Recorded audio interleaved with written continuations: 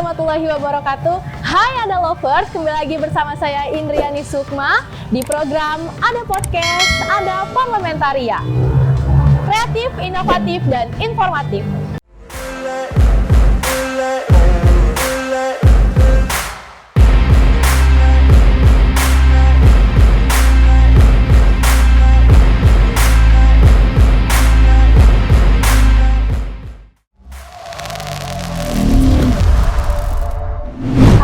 Kita akan ngobrol santai, tentunya akan ngobrol yang bermanfaat seputar tentang politik juga dengan Ibu Puspayani SPD selaku dari Ketua Fraksi Gerindra dan juga Wakil Ketua Komisi 2 DPRD Kota Bekasi. Nah, beliau merupakan sosok perempuan yang dikenal tangguh dan merupakan seorang politisi yang memiliki mental serta karakter yang kuat dalam berpolitik. Nah, mau tahu seperti apa kelanjutannya? Saksikan terus di Ada Parlementaria.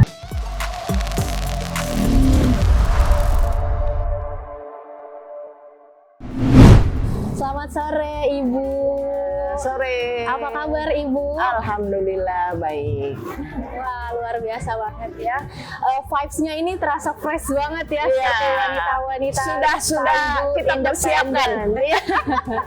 Soalnya saya mencium-cium aroma ketangguhan dan juga independent woman banget nih, Ibu nih. Saya jadi terinspirasi gitu untuk mandiri.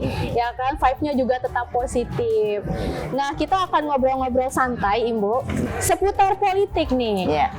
Kira-kira sekarang mungkin kan hari Minggu ya, hari weekend, terus juga 2024 kita akan memasuki pemilihan ya Ibu, the next president nih. Nah, pas banget kan ngumpul kita di sini, penasaran kan? Langsung aja kita tanya-tanya ke Ibu Puspa. Boleh dong ceritain nih Ibu ke Ada Lovers, perjalanan karir Ibu dari bisa mencalonkan dewan melalui Partai Gerindra itu seperti apa? Sebelumnya, halo semua, saya Puspayani. Ini sore ini kita cerita-ceritanya agak-agak menarik nih. Karena kalau kita cerita dari awal sebelum kita sebelum jadi seperti ini, tentu banyak mengalami hal-hal ya, ada baik juga, mungkin ada yang menyenangkan, terus pasti ada juga yang membuat kita sedih. Namanya perjuangan. Awalnya saya adalah ibu rumah tangga biasa, cuman sejak dulu itu waktu masih muda, semasa kuliah memang suka ikut-ikut organisasi kemahasiswaan. Jadi berbekal dari situ sedikit banyak paham tentang organisasi. Maka setelah kita berkeluarga, seiring dengan berjalannya waktu, anak-anak juga sudah pada besar-besar gitu ya. Kembali nih kita ketemu dengan teman-teman yang rupanya mereka itu adalah politisi-politisi senior di beberapa partai. Maka karena kita sering ngobrol, merasa tertarik, ya udah ikut gabung gitu. Awal ceritanya seperti itu. Nah, Ibu kan dulunya ini kan berarti kuliahnya itu jurusan, kalau boleh tahu apa Ibu? Saya dulu kuliah perbankan sebenarnya. Cuman saat kita jadi mahasiswa itu ikut organisasi. Jadi kalau ditanya sih sebenarnya saya lebih matang di lapangan ketimbang di bangku kuliah gitu. Karena namanya aktivis gitu ya. Kita lebih enak ketika berkomunikasi dengan sesama mahasiswa. Kita ikut seminar, entah misalnya kita dialog tentang apa gitu. Rasanya kok lebih menarik gitu loh. Daripada kita duduk di belakang meja menjadi karyawan yang tetap gitu ya. Aduh, kayaknya nggak banget gitu. Kita lebih enak di posisi di lapangan. Nah, kira-kira apa nih Bu yang melatar belakangi sehingga yakin bisa dan mampu untuk duduk di kursi parlemen di DPRD Kota Bekasi? 2000 2009 itu sebenarnya saya caleg untuk DPR RI dengan nomor urut 3. 2009. Kemudian nggak jadi gitu ya karena suaranya kurang. 2014 kita kembali nyalek tapi ngambil dapil Kota Bekasi, Pondok Gede. Ya belum rezeki gitu ya, tapi enggak inilah kita enggak ngambil apa ya, maksudnya semangat lah, kita bukan target utama itu memang kita harus jadi, tapi kalau memang rezeki segala usaha kita sudah apapun sudah kita kerjakan ya namanya belum rezeki ya sudah terima ya, tapi kita nggak pernah surut niatnya untuk tetap apa ya, karena niat awal itu memang udah terjun ke politik itu bukan hanya sekedar pengen jadi dewan, bukan gitu. Kita pengen lihat apa sih sebenarnya yang terjadi di tengah-tengah masyarakat apa gitu. Nah itu dengan melatar belakangi seperti itu, kemudian saya juga memang sukanya berkecimpung ke masyarakat, jadi ya sudahlah besok ada kesempatan maju lagi gitu. Rezeki mah nggak kemana gitu. Pantang menyerah ya Ibu ya. Gitu. Bagus. Nah kenapa nih alasannya memilih Gerindra Ibu? Kenapa nggak yang lain gitu? Ya. Kebetulan 2008 itu suami saya adalah salah satu pendiri dari Partai Gerindra, maka ya saya juga bergabung di situ. Jadi kita berlabuhnya tuh memang keluarga tuh di Partai Gerindra gitu. Iya. Nah ini yang tadi 2014 sempat nyalek ya, namun gagal dan akhirnya pada tahun 2019 baru diamanahkan duduk di DPRD Kota Bekasi. Nah motivasi apa sih Ibu yang mendorong untuk pantang menyerah tadi? Nah terus maju dalam kontestasi pemilihan legislatif pada saat itu.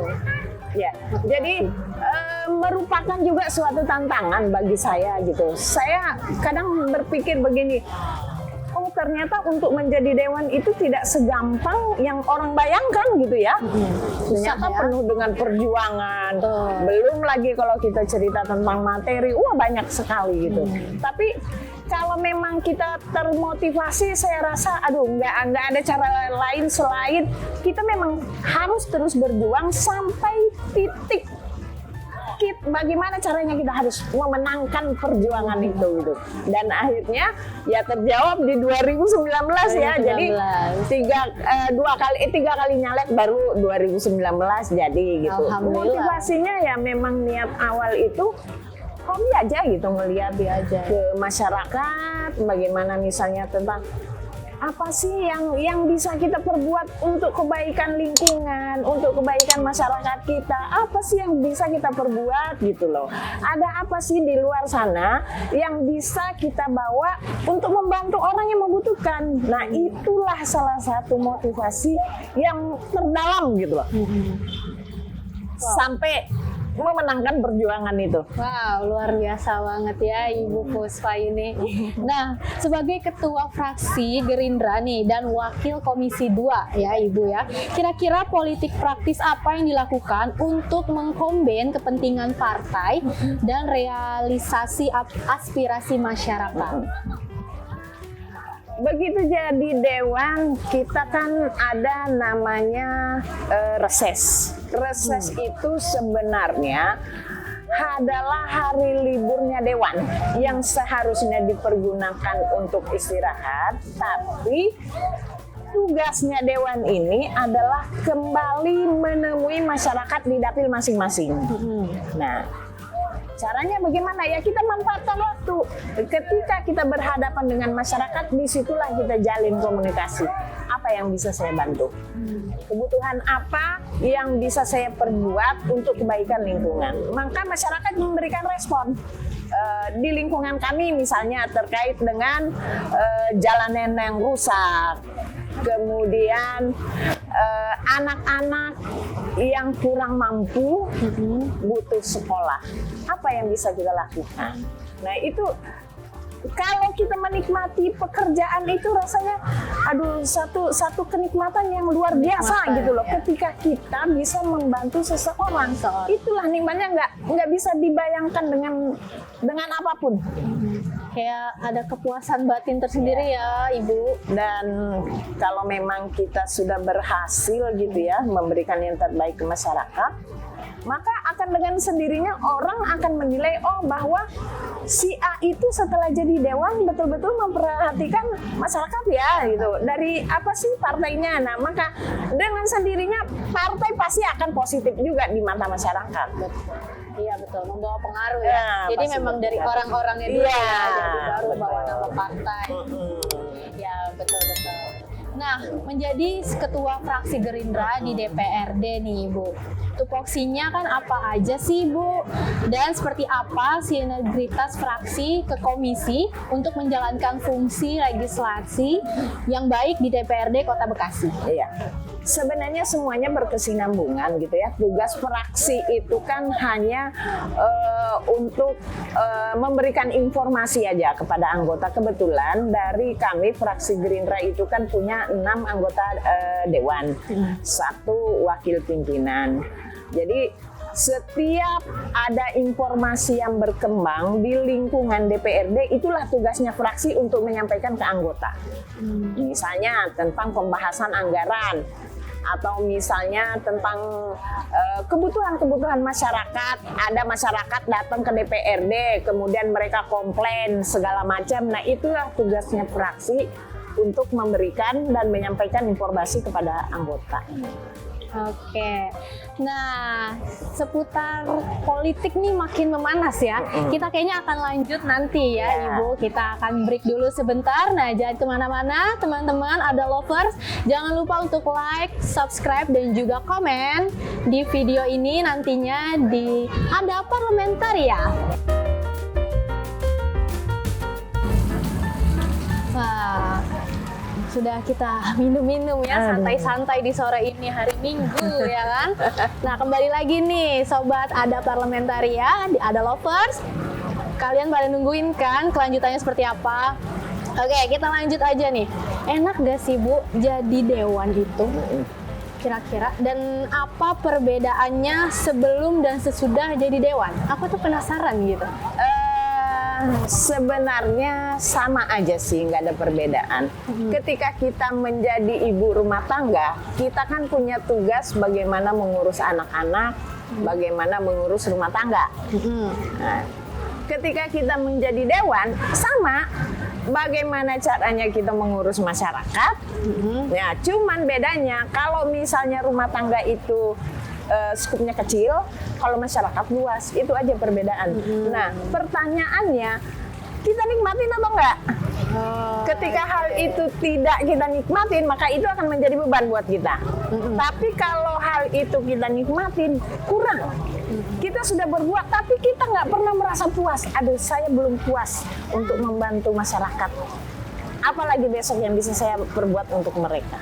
Karena ketika kita memberikan bantuan, melihat masyarakat itu senang, itu nikmatnya luar biasa dan ada kepuasan tersendiri gitu loh. Ya luar biasa banget ya Ibu.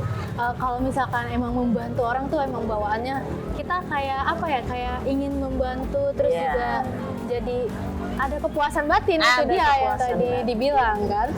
Nah suka dan dukanya itu ketika menjadi seorang wakil rakyat ini apa ini Bu? Memang namanya hidup itu kalau kita mau bilang semuanya serba enak, nggak ada. Iya, nggak ada yang ada semuanya. Mie aja kan harus ini dulu ada ya. Suka pasti ada duka. Kadang kita juga merasa suka sedih lah gitu ya, ketika kita memberikan bantuan kepada seseorang, tapi ternyata yang menerimanya tuh nggak mensyukuri gitu loh, bahwa seolah-olah kamu kan membantu saya karena kamu dewan aja, besok-besok jangan-jangan butuh lagi dukungan dan lain sebagainya. Jadi masyarakat itu sudah negatif thinking aja dengan kita, padahal maksud kita ini kan tugas saya gitu loh, saya ini dewan gitu loh, inilah tugas saya untuk membantu masyarakat dan lingkungan gitu. Terlepas nanti mau bagaimana kita cocok mau berikan dukungan kepada saya kan nggak masalah, nggak salah juga. Iya, betul. Artinya kalaupun misalnya tidak suka pun nggak ada hak juga saya untuk memaksa masyarakat untuk memberikan dukungan kepada saya. Jadi kita natural aja gitu. Natural ya. Dan biasanya tuh netizen tuh ya. Nah, itu. Yang seperti itu Bunda. Nah, dengar-dengar nih, yang jadi inspirasi untuk berpolitik itu adalah suami. Ya, Benar itu Bu. betul. Coba dong, boleh Ya. ceritain gimana tuh? Jadi suami saya itu tahun 96 itu sudah jadi dewan di Kota Bekasi. Saat itu Bekasi itu masih kabupaten. Oh, Belum kabupaten. pemekaran. Sampai akhirnya pemekaran masih di Kota Bekasi gitu. Jadi karena beliau duluan berkecimpung di dunia politik, setiap kita ngumpul keluarga, ya tentunya namanya orang politik pasti yang dibahas kan nggak jauh dari cerita-cerita tentang politik ya. Iya betul. Nah, kita juga merasa tertarik. Ya sudahlah, besok pokoknya gimana caranya saya ikut gitu. Oke, nah tahan dulu nih Ibu, jangan semuanya karena kita akan break lagi sebentar ya. Nah, ada lovers, jangan lupa untuk like, subscribe, dan juga komen ya di channel YouTube-nya Ada Production di Ada Parlementaria.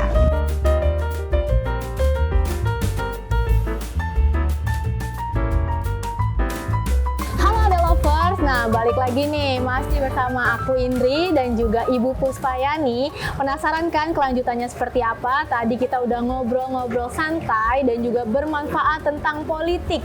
Ya, jadi jangan kemana-mana, pokoknya tuh selalu pantengin terus sampai habis pokoknya ya, karena ini juga bisa menginspirasi kamu-kamu yang ingin melek politik. Ya. Nah, lanjut lagi nih, Ibu. Ibu denger-dengar nih aktif banget ya di sosial media nih. Iya, kadang-kadang belajar. Iya. Ibu pengguna Instagram juga kah sama seperti aku? Betul. Oke, nanti kita follow-followan ya setelah ini. Oke. Nah, soal reses nih, Bu. Yang kedua tahun 2023 kemarin. Dalam masa reses kemarin, program apa saja yang sudah dan akan berjalan? Dan apa saja aspirasi yang diserap dari warga di Dapil nih, Bu?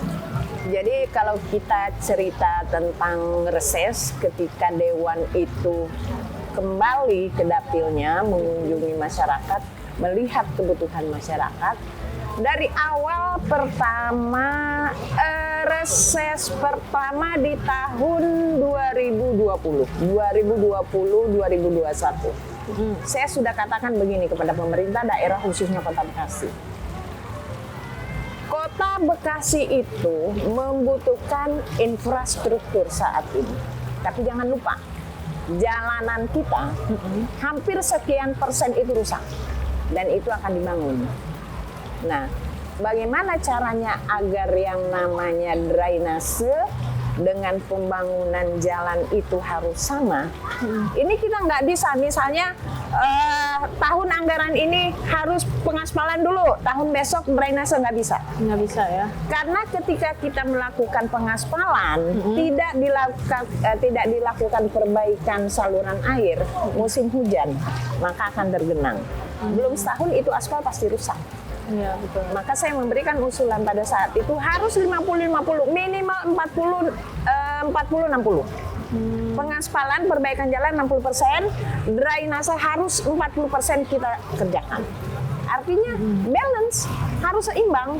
Mau hujan, mau panas, kalau hujannya aspal nggak masalah, tapi ketika kita kan Kota Bekasi ini berapa persen daerahnya kan selalu banjir. Betul. Ya kan, kalau banjir saluran airnya nggak berjalan dengan baik, tergenang, ya sia-sia kita melakukan pengaspalan atau pembangunan jalan. Maka alhamdulillah pada saat saya mengusulkan, ternyata pihak terkait itu setuju. Oke, gitu. Jadi akhirnya sekarang kalau kita melakukan pengaspalan atau pembangunan jalan itu nanti akan diikuti secara otomatis perbaikan drainase. Dan itu khususnya, ini kita bicara dapil ya. Ini saya pengalaman saya di dapil. Di dapil saya itu Pondok Gede, Bekasi Barat, tapi khususnya Pondok Gede lah. Karena saya memang berasal dari Pondok Gede. hampir semua keluhan-keluhan masyarakat terkait dengan drainase dan perbaikan jalan itu sudah ya hampir 70-80% sudah kita lakukan. Maka hari ini kalau saya kembali ke dapil, ya masyarakat terutama RT-RT gitu ya yang bersinggungan langsung dengan kita, karena kalau kita mau cari informasi itu biasanya masuk lewat RT. Dan mereka mensupport, ya dewan tuh memang harus seperti ini. Gitu. Bukan di balik layar kemudian kita tinggal ya dan tidak, enggak begitu. Dewan ya turun ke dapil, lihat apa sih yang bisa kita perbuat buat masyarakat, bagaimana lingkungan wargamu gitu. Apa yang mereka butuhkan. Kita tidak, dewan itu tidak bisa, misalnya saya nih, saya di Komisi 2 bermitra dengan infrastruktur. Ketika saya turun ke dapil, saya tidak bisa bicara hanya masalah infrastruktur. Ketika orang ada misalnya cerita tentang kebutuhan sekolah, saya juga harus paham. Ada warga yang sakit, harus juga kita bantu. Betul. Jadi dewan itu tidak juga terlalu fanatik. Misalnya, oh itu bukan tupoksi saya, nggak bisa seperti itu. Namanya keluhan masyarakat kan macam-macam. Iya betul. Tapi masih ada keluhan ya, banyak malah banyak ya Ibu, sekali. keluhan tentang infrastruktur itu sendiri ya. Nah berarti bagaimana nih caranya Ibu untuk memberikan penjelasan terkait hal tersebut tuh, banyak keluhan-keluhan kepada masyarakat? Iya, kepada masyarakat. Saya kalau turun ke dapil itu memang kalau ngumpul, yang pertama saya sampaikan kepada masyarakat, kalau kita cerita semua keluhan nih, semuanya mengeluh. Tentang sakit mengeluh, tentang sekolah mengeluh, tentang perbaikan jalan mengeluh, perbaikan saluran air apalagi. Nah, kita tanya, yang mau kita prioritaskan di antara semua keluhan kita itu yang mana? Misalnya, tapi mayoritas ya terkait dengan perbaikan jalan dan drainase itu. Dan itu sudah kita lakukan. Kita lakukan di dapil saya, ya saya sampai saat ini ya, alhamdulillah semua yang diajukan oleh masyarakat yang terkait dengan perbaikan jalan dan infrastruktur sampai hari ini itu sudah semua saya lakukan. Jadi saya hari ini di dapil tuh nggak ada beban. Iya. Jadi malah saya tantang balik, Bapak Ibu, semua yang Bapak keluhkan itu udah saya penuhkan. Udah saya kerjakan. Ingat, ya namanya politik. Kita pasti ada tujuan dong. Iya. Sekarang saya boleh sebagai dewan, saya belum punya kebutuhan apa-apa. Tapi 2024 saya punya kebutuhan untuk didukung oleh Bapak. Bapak masih mau nggak ketemu saya gitu kan? Masih mau nggak besok saya bantu? Kalau besok mau saya bantu, hari ini Bapak harus dukung saya. Biar besok saya jadi lagi. Betul. Nah, pokok pikiran apa aja nih Ibu yang sudah diperjuangkan saat rapat di DPRD? Salah satu yang saya sampaikan tadi, bahwa untuk perbaikan drainase dan perbaikan jalan itu harus balance. Nggak bisa dikerjakan misalnya pengaspalan semua, kemudian anggaran besok atau misalnya anggaran berikutnya baru kita bicara tentang drainase, itu nggak bisa. Nggak bisa. Harus berbarengan. Oke. Nah, satu periode sebagai anggota Dewan di DPRD Kota Bekasi. Next, apakah Ibu akan tetap maju di pemilihan 2024 atau maju ke Jabar nih? Terus terang namanya waktu 5 tahun itu tuh terlalu singkat ya kalau kita nikmatin itu tuh. Kok saya belum merasa puas gitu, belum apa yang saya sudah kerjakan ke masyarakat tuh rasanya belum seberapa lah. Jadi 2024 ya masih di Kota Bekasi dulu lah. Kota Bekasi dulu ya. Oke, berarti nggak maju ke Jabar ya, Kota Bekasi dulu. Belum saatnya. Oke, belum saatnya. Ya. Nah, jelang pemilu 2024 ini kan semakin dekat ya Ibu ya. Optimisme Ibu soal perolehan suara partai di DPRD seperti apa nih? Iya. untuk 2024 kita tidak menafikan ya bahwa Gerindra itu punya calon presiden, Bapak Prabowo Subianto. Dengan sendirinya itu akan pasti menggerek suara partai 2024. Masa iya partai yang tidak punya calon presiden aja bisa mendapat suara begitu banyak, lah bagaimana kita? Kuncinya cuma satu, mau nggak kita kerja? Betul. Oke. Nah, elektabilitas para calon semakin melesat nih. Yakin the next presiden nih, Bu. Nah, gimana tuh? Itulah, apapun namanya selagi kita mau bekerja keras gitu ya, optimis bahwa 2024 itu kita menang. Itulah. Karena kita melihat ya dari berbagai lembaga survei, ya memang harus juga kita percaya lembaga survei ini karena kan mereka langsung melakukan riset di lapangan. Prabowo sampai saat ini dikenalnya itu adalah pemersatu bangsa. Ya, setiap turun berhadapan dengan kader, kalian boleh kampanye, kalian boleh bilang apa saja tentang partai, tapi jangan pernah mengumbar janji yang kalian tidak bisa penuhi. Oh ya. Nah, itu yang pertama. Yang kedua, jangan pernah mengucapkan kata benci. Jadi natural aja, silakan bekerja sesuai kemampuan kalian. Jangan pernah menimbulkan kebencian di tengah masyarakat, apalagi yang sifatnya mengadu domba. Iya, mengadu domba. Jadi hari ini saya juga kepada semua teman-teman gitu. Kalau kita bicara dewan, siapa sih yang nggak mau jadi lagi 2024? Iya. Tapi kan begitu kita turun ke lapangan, enggak juga kita harus menjadi provokasi buat masyarakat gitu ya dengan memberikan informasi-informasi. Apalagi tentang agama. Kalau kita belum paham sekali tentang agama, nggak usah kita bahas tentang agama. Hari ini kalau kita tanya, siapa sih yang mau mati masuk neraka? Semua. Preman sekalipun pasti niatnya begitu mati pengen masuk surga. Tapi ketika ilmu kita belum sampai ke sana, kita jangan membahas itu. Khawatirnya informasi yang kita sampaikan salah. Betul. Kan akan menjadi beban buat masyarakat. Betul. Nah, sekarang kan berita yang lagi hangat nih ya Ibu tentang koalisi. Nah, kira-kira tuh Partai Gerindra itu kemana sih dan dengan siapa sih? Ya, kalau boleh tahu. Jadi saya juga baru membaca berita ya perkembangan hari ini bahwa Gerindra, kemudian PKB, Golkar, dan PAN itu sudah berkoalisi dan mereka memberikan dukungan kepada Bapak Prabowo untuk menjadi presiden 2024. Tapi masih menjadi rahasia siapa kira-kira besok nih yang diangkat jadi wakil presidennya. Bagi saya siapapun itu tidak masalah. Kita sekarang punya 3 calon presiden. Ada Anies, kemudian ada Ganjar, ada Prabowo. Masyarakat kita berikan keleluasaan untuk memilih. Ya, masyarakat sekarang ini semua mayoritas kan sudah melek politik akibat dari media-media online yang begitu gampangnya untuk kita akses. Maka berita itu nggak lagi menjadi suatu penghalang untuk kita dengar.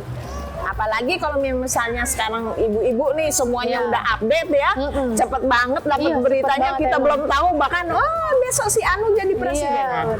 Saya rasa cuma satu yang pengen saya sampaikan kepada masyarakat luas.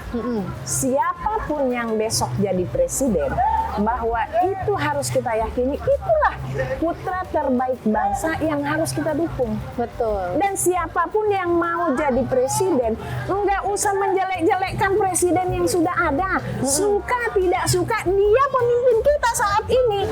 Terlepas dari kekurangannya, kelebihannya, kelebihan ayo kita ambil, kita jalankan dan kita harus mempertahankan. Nah, kekurangan iya jangan dipakai, namanya juga kekurangan, berarti itu kan sesuatu yang tidak baik gitu. Jadi nggak usah saling menjelekkan, nggak ada manfaatnya. Sekarang tugas kita semua calon presiden itu adalah memberikan ketenangan kepada masyarakat bahwa pemilu ini bukan sesuatu hal yang langka, bukan sesuatu hal yang harus kita takutkan, enggak. Ini udah tugas rutin, setiap 5 tahun sekali kita melakukan proses seperti ini. Apa iya setiap 5 tahun sekali kita harus berantem?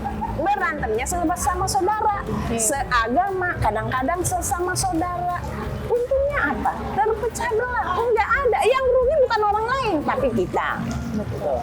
Nah sekarang prinsip kita kalau kita memang mau maju, udah ini hal biasa, nggak ada juga sesuatu yang harus kita takutkan, nggak ada. Silahkan masing-masing pergunakan hak pilihnya. Yakin si A yang terbaik, silahkan dukung. Karena semua punya hak ya Ibu Semua ya. Kalah menang tuh urusan belakangan sama gitu ya. aja. Iya, ibarat permainan sepak bola.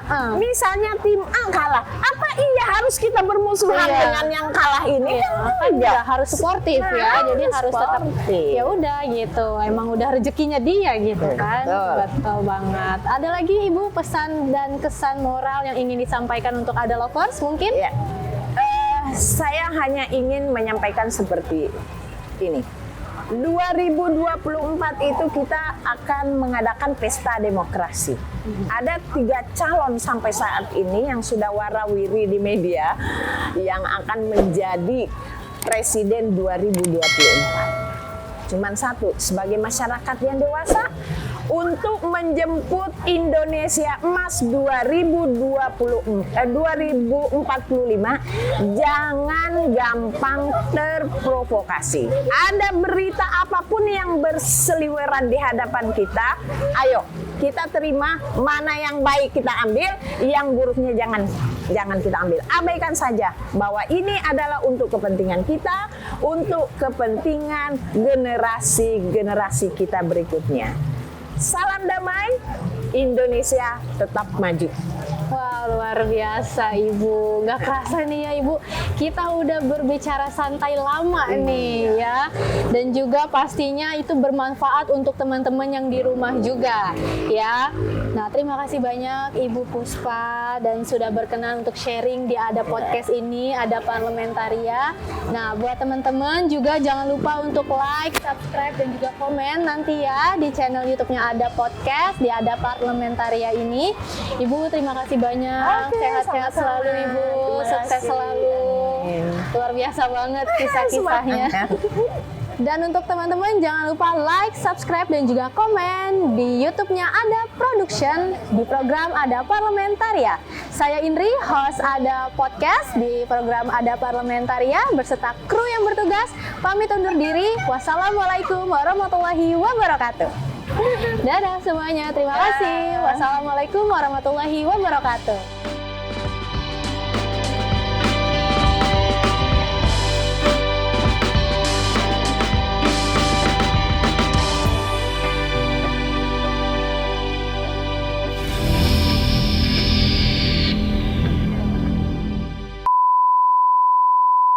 Assalamualaikum warahmatullahi wabarakatuh. Saya Puspayani, Ketua Fraksi Gerindra DPRD Kota Bekasi, yang hari ini juga kebetulan sebagai Wakil Ketua Komisi 2 DPRD Kota Bekasi. Ingin menyampaikan pesan kepada masyarakat bahwa sebentar lagi kita akan melaksanakan pesta demokrasi. Sama-sama kita ingin melihat bahwa Indonesia ini akan baik-baik saja. Ayo sama-sama kita menjemput pesta demokrasi tanpa harus berantem yang bisa menimbulkan keributan-keributan. Ini adalah sesuatu hal yang biasa, kegiatan rutin yang kita laksanakan 5 tahun sekali. Siapapun pilihan kita buktikan, kita berikan dukung dengan satu niat bahwa Indonesia harus lebih baik lagi untuk kedepannya, demi kita, demi generasi kita, demi anak cucu kita.